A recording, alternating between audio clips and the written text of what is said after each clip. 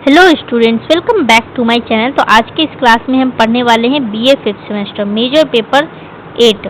Major paper 8 में हम पढ़ने वाले हैं चैप्टर फर्स्ट, जिसका नाम है इम्परफेक्ट एंड मोनोपोलिस्टिक कंपटीशन, अपूर्ण व एकाधिकृत प्रतियोगिता। तो चैप्टर का नाम आपका ये है। तो आज हम पढ़ने वाले हैं चैप्टर फर्स्ट। तो चैप्टर फर्स्ट में जितना भी लॉन्ग क्वेश्चन और शॉर्ट क्वेश्चन दिया गया है वो काफ़ी इंपॉर्टेंट है आपके एग्जाम के लिए। इसमें से क्वेश्चन आ सकता है, इसीलिए आप सभी को क्या करना है कि क्वेश्चन आंसर नोट डाउन करते चलना है, स्क्रीनशॉट ले लेना है, सारा आंसर ध्यान से सुनना है, लाइन बाय लाइन आपको अच्छे तरीके से समझाया जाएगा।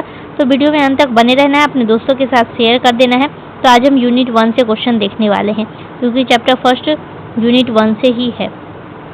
तो आप सभी को क्लास में अंत तक बने रहना है, वीडियो को शेयर कर देना है। तो चलिए हम क्लास स्टार्ट करते हैं। अब आपको दिखाते हैं क्वेश्चन आंसर, जो कि हिंदी इंग्लिश दोनों में क्वेश्चन रहने वाला है आपका। सबसे पहला क्वेश्चन आपसे पूछा गया है, what is meant by imperfect competition, अपूर्ण प्रतियोगिता से क्या तात्पर्य है। तो इसमें आपको आंसर क्या लिखना है वो आपको देखना है। तो ये शॉर्ट क्वेश्चन पूछा गया है आपसे। ये जो क्वेश्चन है ये शॉर्ट में पूछा गया है। टोटल 10 क्वेश्चन होने वाला है आज के इस क्लास में। तो अपूर्ण प्रतियोगिता, जिसको इंग्लिश में कहा जाता है इम्परफेक्ट कंपटीशन। तो इम्परफेक्ट कंपटीशन से आशय उस बाजार स्थिति से है जिसमें वस्तुओं और सेवाओं की खरीद फरोख्त पूरी तरह से स्वतंत्र और समान परिस्थितियों में नहीं होती है। तो इसका कहने का क्या मतलब है? तो इसका कहने का मतलब है कि ऐसा बाजार जहां खरीदने और बेचने की प्रक्रिया पूरी तरह खुली और बराबर नियमों पर आधारित नहीं होती है, तो उसी को हम क्या कहते हैं, इम्परफेक्ट कंपटीशन, अपूर्ण प्रतियोगिता। जहाँ पे क्या होता है कि खरीदने और बेचने का जो परमिशन होता है वो पूरी तरीके से खुला हुआ नहीं होता है और बराबर नियम सबके लिए नहीं होता है। आपको धीरे धीरे आगे समझ में आएगा, आगे रीड करेंगे तो अभी आपको कंफ्यूजन हो रहा होगा, लेकिन आगे अच्छे से समझ में आ जाएगा। तो आगे लिखा गया है कि इस प्रकार के बाजार में कुछ विक्रेताओं या खरीदारों को कीमत को प्रभावित करने की शक्ति मिल जाती है। इसका कहने का मतलब है कि कुछ कंपनियां ऐसी होती है या कुछ कंपनियां या खरीदार कीमत को अपने अनुसार बढ़ा सकते हैं और घटा भी सकते हैं। इसमें ये चीज़ होता है, अपने अनुसार कीमत बढ़ा दिया जाता है, अपने अनुसार घटा भी सकती है कंपनियां, इतना पावर उसके पास होता है। तो इम्परफेक्ट कंपटीशन में यही होता है। तो यहाँ पर विक्रेताओं की संख्या सीमित होती है, वस्तुएं पूरी तरह समान नहीं होती और बाजार में प्रवेश तथा निकास पर कुछ बाधाएं भी हो सकती है। इसका कहने का मतलब है कि बेचने वालों की संख्या यहाँ पे बहुत ही ज़्यादा कम है। सामान एक जैसा नहीं होता है, सबके सामान में कुछ न कुछ अंतर होता है, क्वालिटी में अंतर होता है, ब्रांड में अंतर होता है। और नए व्यापारियों के लिए बाजार में आना और बाजार से निकलना आसान नहीं होता है। तो यहाँ पे कहा गया है कि इसीलिए कोई फर्म अपनी वस्तु की कीमत को अपने अनुसार तय कर सकती है।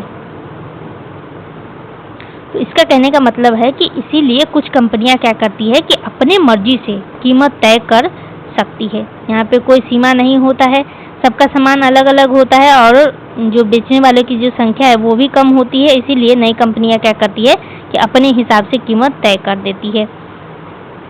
आगे लिखा गया है, अपूर्ण प्रतियोगिता के अंतर्गत एकाधिकार और अल्पाधिकार और एकाधिकारवादी प्रतियोगिता जैसे बाजार रूप शामिल होते हैं। इसका कहने का मतलब है कि इस प्रकार के बाजार के अलग अलग रूप होते हैं। जैसे कि पहला आपका दिया गया है मोनोपोली, इसका मतलब होता है एक ही कंपनी, और अल्पाधिकारी का मतलब होता है, जिसको इंग्लिश में बोलते हैं ओलिगोपोली। ओलिगोपोली का मतलब होता है कि इसमें कुछ ही कंपनियां होती है। और तीसरा है मोनोपोलिस्टिक कंपटीशन, इसका कहने का मतलब है कि इसमें कई कंपनियां होती हैं लेकिन अलग अलग उत्पादन होता है। इसमें बहुत सारी कंपनियां होती हैं लेकिन उत्पादन अलग अलग होता है। आगे लिखा गया है कि इन बाजारों में उपभोक्ताओं के पास विकल्प सीमित होते हैं और कंपनियां विज्ञापन, ब्रांड और गुणवत्ता के आधार पर प्रतिस्पर्धा करती है। इसका कहने का मतलब है कि ग्राहक के पास चुनने के लिए कम विकल्प होता है, यानी प्रोडक्ट से चुनने के लिए विकल्प ग्राहक के पास बहुत ही कम होता है। और कंपनियां प्रचार, ब्रांड और गुणवत्ता से ग्राहक को आकर्षित करती है। कंपनी क्या करती है कि प्रचार के द्वारा ग्राहक को आकर्षित करती है। अपने प्रोडक्ट को बहुत अच्छा दिखाएगी कि मेरा प्रोडक्ट ऐसा है वैसा है, और ऐसे कर करके ग्राहक को क्या करती है, आकर्षण करती है। इसीलिए पूर्ण प्रतियोगिता की तुलना में यह कीमतें अक्सर अधिक होती है और बाजार की स्थिति पूरी तरह संतुलित नहीं रहती है। तो इसीलिए यहाँ चीज़ें महंगी हो सकती है और बाजार पूरी तरह परफेक्ट नहीं होता है। इसीलिए यहाँ पे क्या होता है कि बहुत ही महंगा दाम में मिलता है, क्योंकि प्रोडक्ट बहुत कम है। आपको चूज़ करने के लिए वहाँ पे जो ज़्यादा विकल्प नहीं मिलेगा, प्रोडक्ट कम है और महंगा भी है और कंपटीशन भी उतना ज़्यादा नहीं है और बहुत ही कम लोग हैं बेचने वाले। तो यहाँ पे क्या होगा कि आपको कीमत ज़्यादा देना पड़ेगा। तो क्वेश्चन नंबर फर्स्ट का आंसर इतना ही लिखना था। अभी हम बढ़ते हैं क्वेश्चन नंबर 2 की तरफ। अब हम जानेंगे मोनोपोलिस्टिक कंपटीशन के बारे में, यानी एकाधिकारात्मक प्रतियोगिता के बारे में अब हम जानने वाले हैं। तो इसमें आपको लिखना है कि एकाधिकारवादी प्रतियोगिता वह बाजार स्थिति है जिसमें बहुत से विक्रेता होते हैं, लेकिन उनकी वस्तुएं पूरी तरह एक जैसी नहीं होती है, बल्कि उनमें कुछ अंतर भी होता है। इसका कहने का मतलब है कि इस बाजार में बेचने वाले बहुत होते हैं, लेकिन उनका सामान बिल्कुल एक जैसा नहीं होता है, थोड़ा बहुत इसमें फर्क भी होता है। तो मोनोपोलिस्टिक कंपटीशन में क्या होता है कि यहाँ पे बेचने वालों का संख्या बहुत ज़्यादा होता है, लेकिन उनका सामान एक जैसा नहीं होता है, उसमें अंतर होता है। प्रत्येक फर्म अपनी वस्तु को अलग दिखाने के लिए ब्रांड, पैकेजिंग, गुणवत्ता या विज्ञापन का सहारा लेती है। इसका कहने का मतलब है कि हर कंपनी अपने प्रोडक्ट को खास दिखाने के लिए क्या करती है कि नाम यानी ब्रांड, पैकिंग, क्वालिटी और विज्ञापन का उपयोग करती है, प्रचार प्रसार करती है, ताकि उसका प्रोडक्ट अच्छे तरीके से बिक पाए, ज़्यादा लोग आकर्षण हो पाए। इसलिए हर फर्म को अपनी वस्तु की कीमत तय करने में कुछ हद तक स्वतंत्रता मिल जाती है, लेकिन फिर भी उसे अन्य फर्मों से प्रतियोगिता का सामना करना पड़ता है। तो इसका कहने का मतलब है, इसका कहने का मतलब है कि कंपनी अपनी मर्जी से कुछ हद तक कीमत तय कर सकती है, लेकिन उसे दूसरे कंपनी से मुकाबला भी करना पड़ता है, क्योंकि कंपटीशन तो होगा ही। इस प्रकार के बाजार में नई फर्मों में प्रवेश और बाहर निकलने की स्वतंत्रता होती है। इसका कहने का मतलब है कि ये जो बाजार है एकाधिकारवादी प्रतियोगिता, इसमें क्या होता है कि नई कंपनी आसानी से बाजार में आ सकती है और पुरानी बाहर जा भी सकती है। उदाहरण के लिए यहाँ पे दिया गया है, उदाहरण के लिए साबुन, टूथपेस्ट, कपड़े या रेस्टोरेंट आदि के बाजार में कई कंपनियां होती है, लेकिन उनकी वस्तुओं में थोड़ा बहुत अंतर होता है। एग्जाम्पल दिया गया है कि जैसे कि मान लेते हैं कि साबुन या फिर टूथपेस्ट या कपड़ा या होटल में कई ब्रांड होते हैं। कितने तरीके का कपड़ों का ब्रांड आपको देखने को मिलेगा, टूथपेस्ट का भी देखने को मिलेगा, कोलगेट, क्लोजअप, बहुत सारे तरीके का, पतंजलि, बहुत सारे तरीके का जो कोलगेट कपड़ा ये सब आता है अलग अलग ब्रांड का, लेकिन सब में कुछ न कुछ फ़र्क होता है, सब एक जैसा नहीं होता है, सबका क्वालिटी अलग अलग होता है। इसीलिए यहाँ पे लिखा गया है कि इसीलिए उपभोक्ता अपनी पसंद के अनुसार अलग अलग ब्रांड चुन सकते हैं। तो इसीलिए क्या होता है कि ग्राहक अपनी पसंद के अनुसार अलग अलग कंपनियों के प्रोडक्ट को चुन सकते हैं। यही स्थिति यहाँ पे लिखा गया है, यही स्थिति एकाधिकारवादी प्रतियोगिता कहलाती है। तो इस पूरे तरह के बाजार को ही हम क्या कहते हैं, एकाधिकारवादी प्रतियोगिता कहा जाता है, इंग्लिश में मोनोपोलिस्टिक कंपटीशन।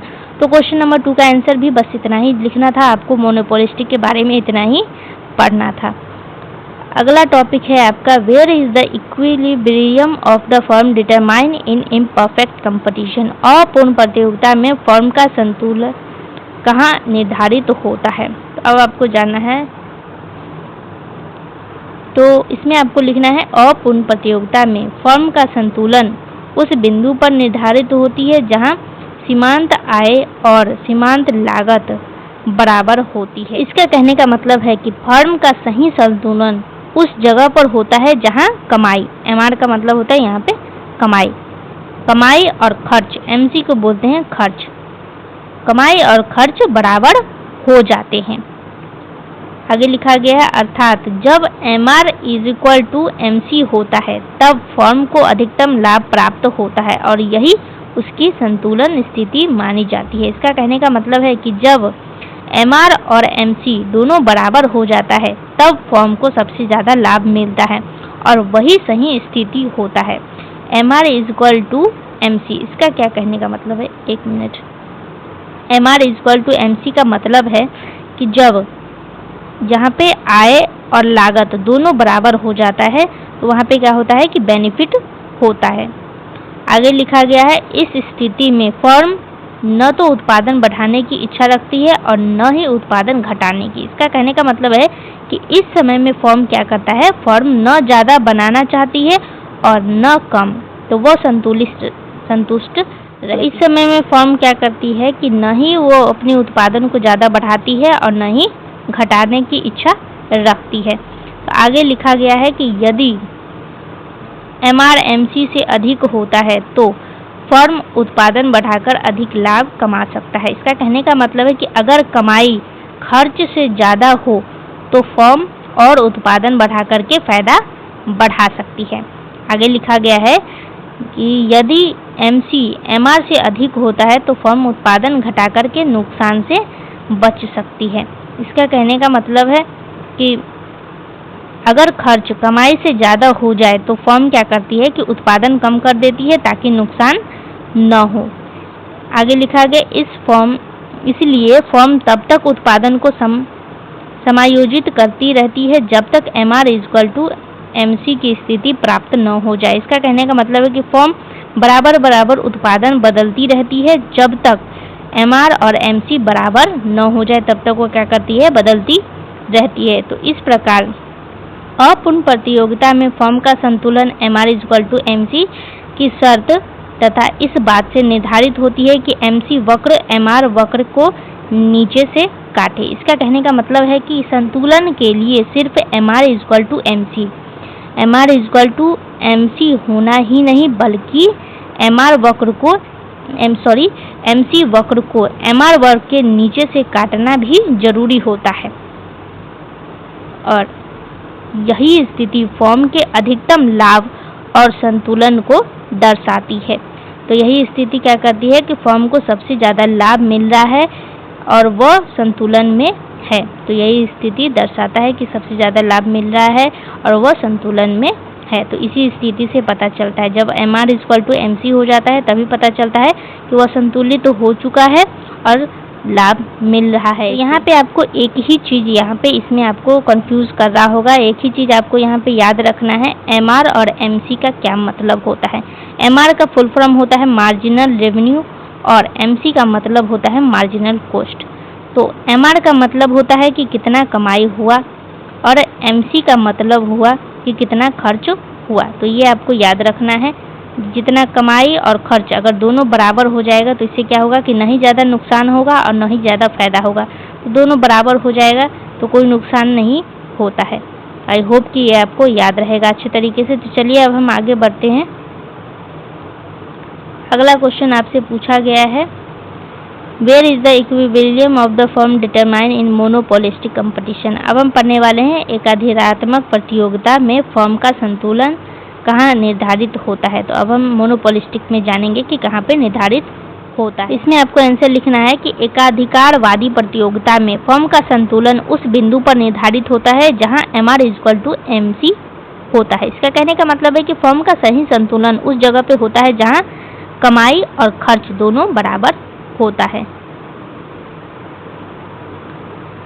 इसी बिंदु पर फर्म को अधिकतम लाभ प्राप्त होता है और वह अपनी उत्पादन मात्रा को स्थिर रखती है। इसका कहने का मतलब है कि इस स्थिति में फर्म को सबसे ज़्यादा फायदा होता है और वह उत्पादन को बदलना नहीं चाहती है। उसमें क्या होता था कि बदलते रहता था, जब तक MR is equal to MC नहीं हो जाता था तब तक वो अपने उत्पादन को बदलते रहता था, कभी घटा देता था तो कभी बढ़ा देता था MR is equal to MC करने के लिए। लेकिन इसमें ऐसा नहीं होता है, इसमें नहीं बदलता है। अगला लिखा गया है अल्पकाल, जिसको इंग्लिश में बोला जाता है शॉर्ट रन। तो शॉर्ट रन में क्या होता है, शॉर्ट रन में फर्म को लाभ, सामान्य लाभ या हानि तीनों में से कोई भी स्थिति हो सकती है। तो अल्पकाल में क्या होता है कि कम समय में फर्म को कभी ज़्यादा लाभ मिल जाता है, तो कभी क्या होता है कि सामान्य ही लाभ रहता है, कोई चेंजेस नहीं दिखता, लेकिन कभी क्या होता है कि कभी नुकसान भी हो सकता है। इसमें तीनों स्थिति होता है। अगर हम बात करें लॉन्ग की, आगे लिखा गया है, क्योंकि यहाँ पे लिखा गया है क्योंकि उस समय बाजार में प्रतिस्पर्धा पूरी तरह संतुलित नहीं होती है, तो शॉर्ट रन में क्या होता है कि बाजार पूरी तरह स्थिर नहीं होती है, इसीलिए अलग अलग परिणाम देखने को मिलता है। आगे लिखा गया है, लेकिन दीर्घकाल की अगर हम बात करें, अगर हम लॉन्ग रन की बात करें, तो लॉन्ग रन में नई फर्मों के बाजार में प्रवेश के कारण असामान्य लाभ प्राप्त हो सकता है। इसका कहने का मतलब है कि लंबे समय में अगर ज़्यादा फायदा होता है तो नई कंपनियां बाजार में आ सकती है, जिससे क्या होता है कि ज़्यादा लाभ खत्म हो जाता है। अब आगे लिखा गया, और फर्म को केवल सामान्य लाभ ही मिलता है। इसका कहने का मतलब है कि अंत में फर्म को क्या होता है कि सिर्फ सामान्य लाभ ही मिलता है। इसका कहने का मतलब न ज़्यादा फायदा होता है और न ज़्यादा कम होता है, न ज़्यादा फायदा मिलता है और न ही ज़्यादा नुकसान होता है। इसका मतलब है कि सामान्य लाभ ही मिलता है, न ही ज़्यादा फायदा हुआ और न ही ज़्यादा घाटा हुआ, तो घाटा लगा, तो इससे क्या होगा कि दोनों सामान्य ही हो गया। आगे लिखा गया है, दीर्घकाल में फर्म का संतुलन उस बिंदु पर होता है जहां मांग वक्र औसत लागत वक्र को स्पर्श करता है। इसका कहने का मतलब है कि लॉन्ग रन में अगर हम बात करें, दीर्घकाल को इंग्लिश में कहा जाता है लॉन्ग रन, तो लॉन्ग रन में क्या होता है कि मांग वक्र यानी डिमांड कर्व और लागत वक्र यानी AC दूसरे को बस छूते हैं यानी टच करते हैं। तो ये तो ग्राफ है, तो ऐसे ऐसे करके आपको ग्राफ के द्वारा ही समझाया जा सकता है इसको। तो इसमें क्या होता है कि आपको ध्यान से समझ लेना है कि डिमांड कर्व, जो ये डिमांड कर्व है, ये क्या करती है कि ये AC यानी लागत वर्ग को सिर्फ स्पर्श कर देती है, ऐसे करके स्पर्श कर देती है। तो डिमांड कर्व और AC दोनों क्या करती है, आपस में स्पर्श कर देती है।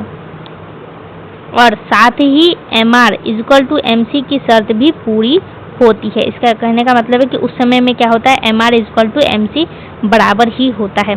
तो जब ये स्पर्श करती है तो ये दोनों क्या हो जाता है कि बराबर हो जाता है। आगे लिखा गया है, इसीलिए एकाधिकारवादी प्रतियोगिता में फर्म का संतुलन MR = MC के आधार पर निर्धारित होता है। इसका कहने का मतलब है, अगर हम कुल मिलाकर के बोले तो संतुलन तय करने का मुख्य नियम MR = MC ही होता है। अगर संतुलित करना है तो MR = MC करना ही पड़ेगा। तो यही एक लास्ट फार्मूला है इसको संतुलित करने का। तो आई होप कि आपको क्वेश्चन नंबर 4 का आंसर समझ में आ गया होगा। अभी क्वेश्चन नंबर 5 आपसे पूछा गया है, write the condition for long term equilibrium of the firm in monopolistic competition. एकाधिकारात्मक प्रतियोगिता में दीर्घकालीन फर्म में सामान्य की शर्त लिखिए। अब आपको इसके बारे में लिखना है। तो इसमें आपको लिखना है कि एकाधिकारवादी प्रतियोगिता में फर्म के दीर्घकालीन संतुलन की स्थिति कुछ विशेष शर्तों पर निर्भर करती है। इसका कहने का मतलब है कि अगर हम बात करें दीर्घकालीन की यानी लॉन्ग रन की, अगर हम बात करें लॉन्ग रन इक्विलिब्रियम की अगर हम बात करें, तो इसमें क्या होता है कि फर्म का संतुलन कुछ खास नियमों पर निर्भर करता है।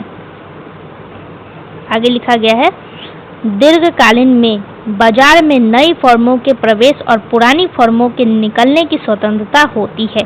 तो लंबे समय में क्या होता है कि लंबे समय में नई कंपनियां आसानी से बाजार में आ सकती है और पुरानी बाहर जा सकती है। तो दीर्घकालीन में ऐसा होता है कि बाजार में आसानी से नई कंपनियां आ भी सकती है, अपना कंपनी एस्टेब्लिश भी कर सकती है और आसानी से कंपनी बाजार से बाहर निकल भी सकती है। तो आगे लिखा गया है, जिसके कारण असामान्य लाभ समाप्त हो जाता है और फर्म को केवल सामान्य लाभ ही प्राप्त होता है। तो इस वजह से क्या होता है कि अगर ज़्यादा फायदा हो रहा है तो नई कंपनियां आ सकती है, जिससे एक्स्ट्रा प्रॉफिट खत्म हो जाता है और सिर्फ सामान्य लाभ बचता है।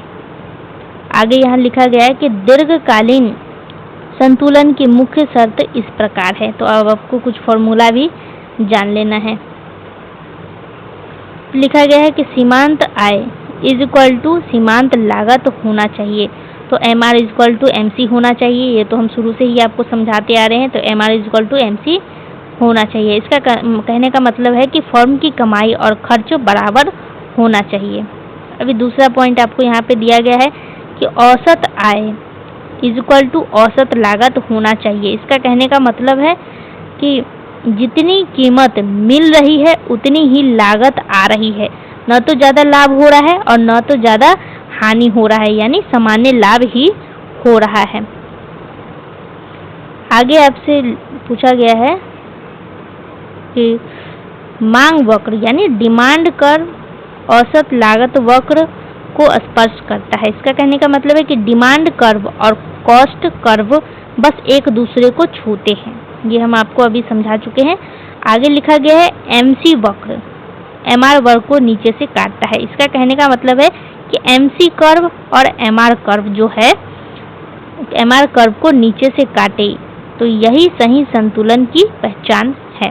तो इसी के द्वारा सही संतुलन की पहचान होता है। जब MR वक्र MC वक्र MR को आपस में क्या करता है, नीचे से जब काटता है तब क्या होता है कि MR इक्वल टू MC बराबर हो जाता है, तो दोनों संतुलन हो जाता है।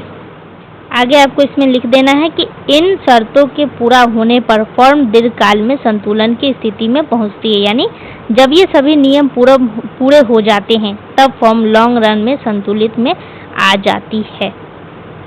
तो जब ये सब होता है, ये जो 4 पॉइंट आपको दिया गया है ये आपको याद रखना है, एग्जाम में लिखना भी है, इसी तरीके से पॉइंट वाइज लिख देना है। तो जब ये सब पूरा हो जाता है तब क्या होता है, लॉन्ग रन में क्या होता है कि संतुलन आ जाता है, फॉर्म में संतुलन आ जाता है। क्वेश्चन नंबर 6 आपसे पूछा गया है, is resource allocation efficient in monopolistic competition? क्या एकाधिकारात्मक प्रतियोगिता में संसाधनों का आवंटन कुशलतापूर्ण होता है? तो अब आपको इसमें बताना है कि होता है या फिर नहीं होता है। इसमें आपको लिखना है कि एकाधिकारवादी प्रतियोगिता में संसाधनों का आवंटन पूरी तरह कुशल नहीं होता है। इसका कहने का मतलब है कि इस बाजार में संसाधनों का अगर हम आपको एग्जाम्पल बताएं तो जैसे कि श्रम, पूंजी, तो ये सब संसाधन हो गया।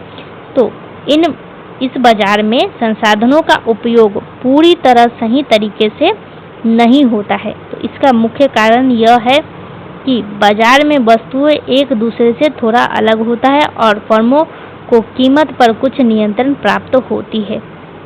इसका कहने का मतलब है कि सामान अलग अलग होता है और कंपनी अपनी मर्जी से कुछ हद तक कीमत तय कर सकती है। इसीलिए पूरी जो दक्षता है वो पूरी दक्षता नहीं बन पाती है। आगे लिखा गया है, दीर्घकाल में फर्म का संतुलन उस बिंदु पर होता है जहां मांग वक्र औसत लागत को स्पर्श करती है। तो इसका कहने का मतलब है कि लॉन्ग रन में डिमांड कर्व और कॉस्ट कर्व एक दूसरे को छूती है, यानी AR क्या करती है, AC को आपस में बस टच करती है सिर्फ।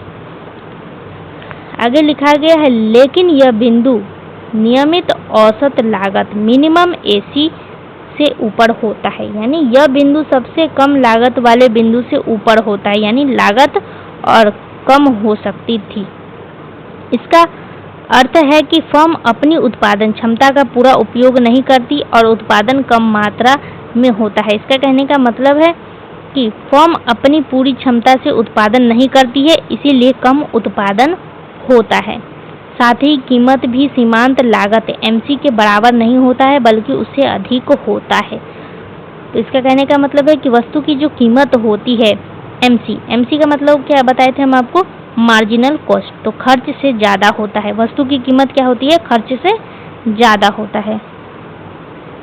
इस कारण समाज में संसाधनों का उपयोग पूरी तरह कुशल तरीके से नहीं हो पाता है। इसका कहने का मतलब है कि इस वजह से क्या होता है कि समाज के संसाधनों का सही और पूरा उपयोग नहीं हो पाता है। इसीलिए कहा जाता है कि एकाधिकारवादी प्रतियोगिता में संसाधनों का आवंटन पूर्णतः कुशल नहीं होता है। तो इसीलिए यह बाजार पूरी तरीके से एफिशिएंट नहीं माना जाता है।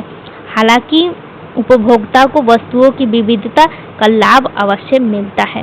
इसका कहने का मतलब है कि लेकिन एक फ़ायदा इस बाज़ार का यह है कि लोगों को कई तरह के विकल्प मिलते हैं, कई तरह का प्रोडक्ट देखने को मिलता है, जिस वजह से लोग आसानी से क्या कर सकता है कि प्रोडक्ट को चूज़ कर सकता है। बहुत ही ज़्यादा विकल्प, उसमें ऑप्शन आपको बहुत ज़्यादा मिलेगा चूज़ करने का। ये एक फ़ायदा है इस बाज़ार का। तो शॉर्ट में जितना भी क्वेश्चन था वो पूरा कंप्लीट हो चुका है। तो अब हम बढ़ते हैं लॉन्ग क्वेश्चन की तरफ। तो लॉन्ग क्वेश्चन में सबसे पहला क्वेश्चन आपसे पूछा गया है अपूर्ण तथा एकाधिकार प्रतियोगिता में अंतर बताइए। तो सबसे पहले आपको ये बताना है, उसके बाद आपको बताना है कि एकाधिकारी प्रतियोगिता में कीमत कैसे निर्धारित की जाती है। तो distinguish between imperfect competition and monopolistic competition, explain how price is determined under monopolistic competition. तो ये आपको बताना है।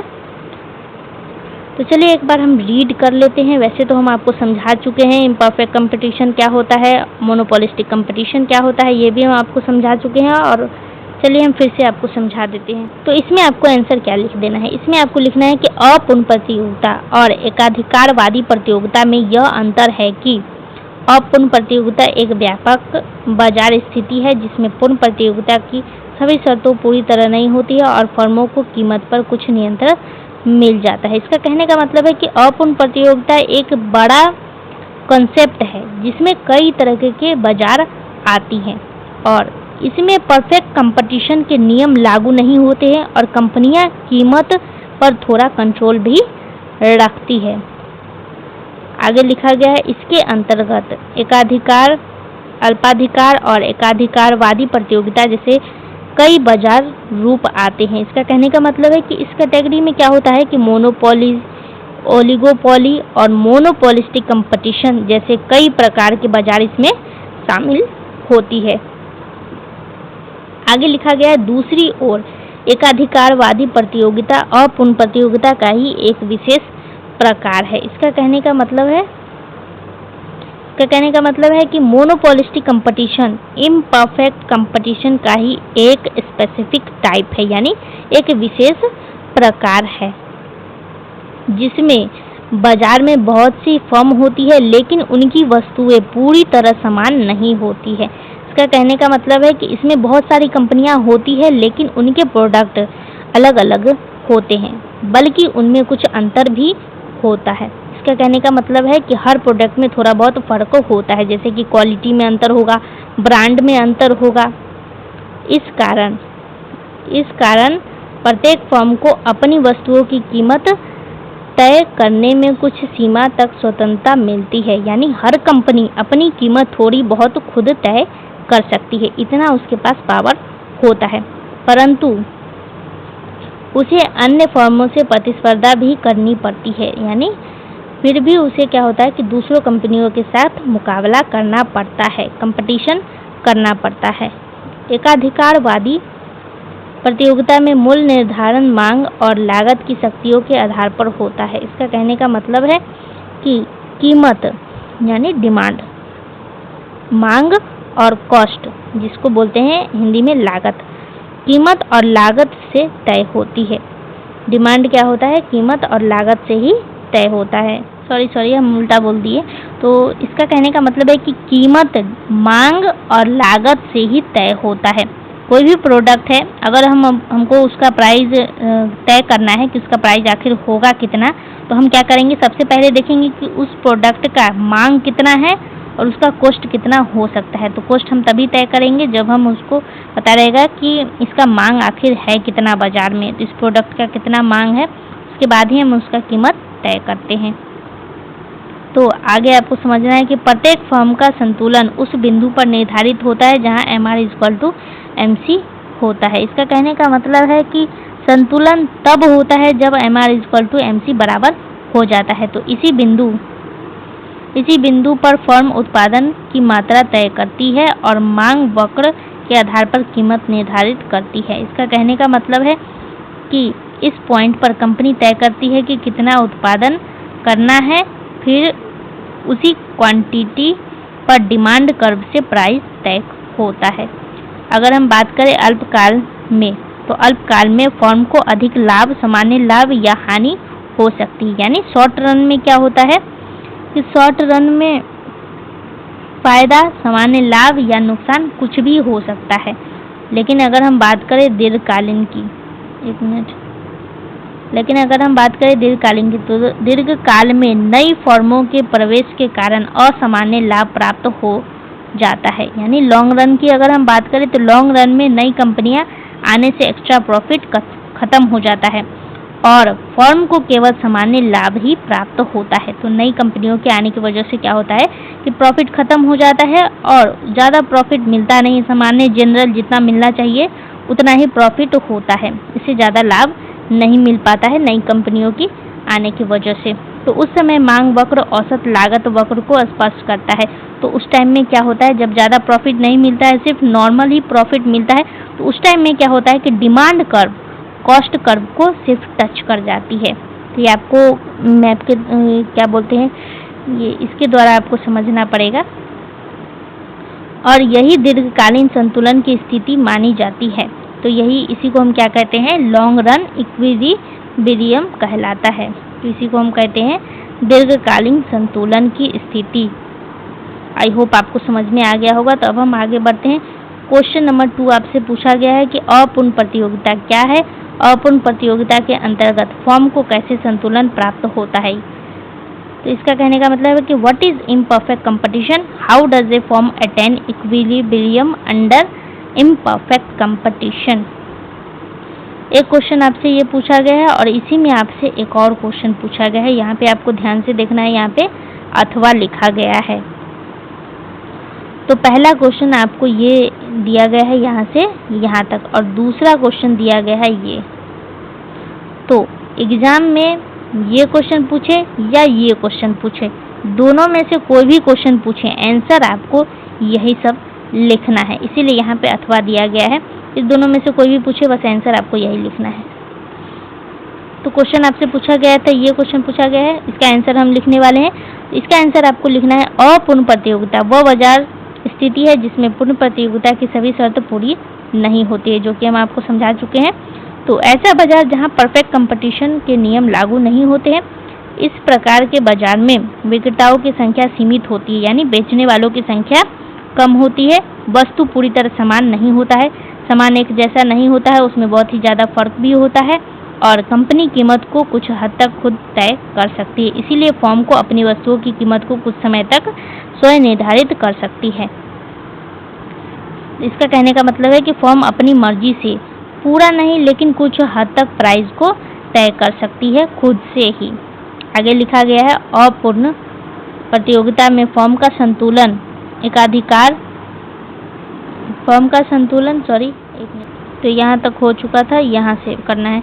तो अपूर्ण प्रतियोगिता के अंतर्गत मोनोपोली, ओलिगोपोली और मोनोपोलिस्टिक कंपटीशन जैसे बाजार रूप शामिल होते हैं। यानी इसमें क्या होता है, अपूर्ण प्रतियोगिता में ये सब बाजार भी शामिल होता है। आगे लिखा गया है अपूर्ण प्रतियोगिता में फर्म का संतुलन उस बिंदु पर प्राप्त होता है जहां MR=MC होता है। इसका कहने का मतलब है कि फर्म का सही संतुलन तब होता है जब उसकी कमाई और खर्च बराबर हो जाती है। तो इस स्थिति में फर्म को अधिकतम लाभ प्राप्त होता है। तो इस स्थिति में क्या होता है कि इस पॉइंट पर फर्म को सबसे ज़्यादा प्रॉफिट मिलता है। यदि MR MC से अधिक होता है तो फर्म उत्पादन बढ़ाती है। अगर कमाई खर्च से ज़्यादा होगा तो फर्म प्रोडक्शन को बढ़ा देती है, क्योंकि इससे लाभ बढ़ सकता है, क्योंकि इससे क्या होता है कि उत्पादन से ज़्यादा फायदा हो सकता है। यदि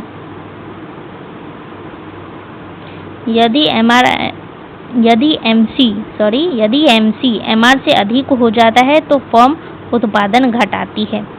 तो क्या होता है कि MC अधिक हो जाता है किससे, MR से। MC क्या हो जाता है, अधिक हो जाता है किससे, MR से। MR कम होता है लेकिन MC ज़्यादा हो जाता है। MC अगर ज़्यादा हो जाएगा MR से तो क्या होगा, यहाँ पे घाटा लग जाएगा। तो इसका कहने का मतलब है कि अगर खर्च कमाई से ज़्यादा हो तो फर्म प्रोडक्शन को क्या करती है, कम कर देती है, उत्पादन को कम कर देती है ताकि नुकसान से बचा जा सके।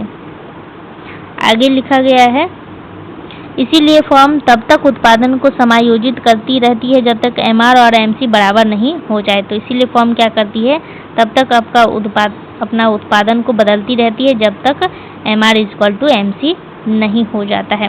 आगे लिखा गया है इसके साथ ही यह भी आवश्यक है कि MC वक्र MR वक्र के नीचे से काटे। ये भी आपको समझ में आ गया होगा। तभी फॉर्म का संतुलन स्थिर माना जाएगा, तो तभी इक्विलिब्रियम स्टेबल होगा, संतुलन माना जाएगा इसको। तो क्वेश्चन नंबर 2 का भी आंसर यहीं तक लिखना था आपको। लॉन्ग क्वेश्चन है ये सब, तो आपको 6 से 7 पेज में लिखना है। अब क्वेश्चन नंबर 3 आपसे पूछा गया है।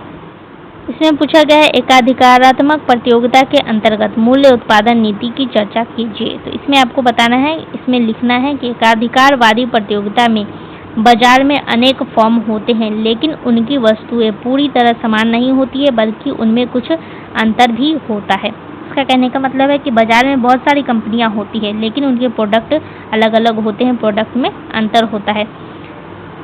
आगे लिखा गया है इसीलिए प्रत्येक फर्म को अपनी वस्तुएं की कीमत पर कुछ हद तक नियंत्रण मिल जाती है। तो इसका कहने का मतलब है कि हर कंपनी अपनी कीमत कुछ हद तक खुद तय कर सकती है। इस बाजार में फर्म अपनी मूल्य उत्पादन नीति इस प्रकार तय करती है कि उसे अधिकतम लाभ प्राप्त हो सके। तो इसका कहने का मतलब है कि कंपनी प्राइस और उत्पादन को इस तरीके से तय करती है कि उसे ज़्यादा से ज़्यादा फायदा मिल सके।